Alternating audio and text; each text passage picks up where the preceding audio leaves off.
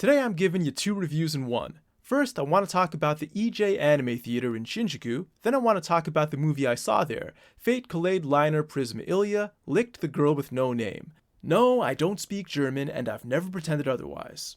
Most of the movies I watch in theaters these days are anime movies, and I've seen most of them in Shinjuku's large, well-known movie theaters such as Toho, Piccadilly, and Walled 9.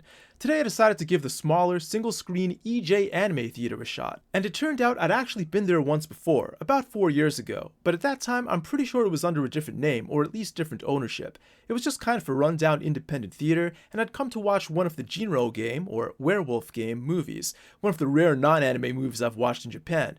At that time there were two screens, a normal sized one on the lower floor and a smaller one on the upper floor with a proportionately smaller seating area. I still remember the guy sitting next to me looking at his phone several times during the movie, so I smacked him on the leg and he apologized. I love Japan. Anyway, it seems they've gotten rid of the mini theater and turned it into a cafe. For the Prisma Illya movie, they were serving character-themed drinks. Now I'm way too cheap to buy snacks or drinks at a movie theater, but for what it's worth, the drinks looked perfectly refreshing. Back on the main floor, the main screen was nothing fancy, and it was the first time in years that I've been to a theater that didn't have stadium seating. It's the kind of thing we take for granted these days. On one hand, you want to support independent theaters, but admittedly, you're getting a worse product for the same price.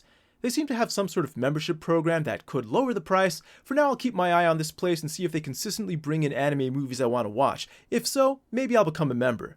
They also have discounts on certain days of the week, which I didn't consider, otherwise I wouldn't have gone on a Saturday. Sometimes even I fail at being cheap. Now on to the movie, Prisma Illya Licht the Girl with No Name. Leading up to this movie, the last few episodes of the third season and the first movie redeemed the Prisma Illya series, which I'd previously dropped after its second season. This movie is now the second movie of what's shaping up to be a trilogy, and that makes it the hardest to review because most of what I want to say is either a spoiler or still unclear. Here's what I can say. The movie answers some questions, has yet to answer others, and mostly consists of those revelations plus 3 big fights. Kind of following in the footsteps of the first movie, this second movie's overall tone is dark and serious with very little comedy, unlike the TV series. It also has a lot of what you'd expect from this kind of genre, winning with the pure goodness of your heart rather than overpowering the enemy. Overall, it's not as good as the first movie, which was by far the strongest entry in the series, and it'll probably remain that way. But this movie takes care of a lot of necessary business, has some cool fights, and it seems like it's setting up the next movie just fine. Final grade, single plus.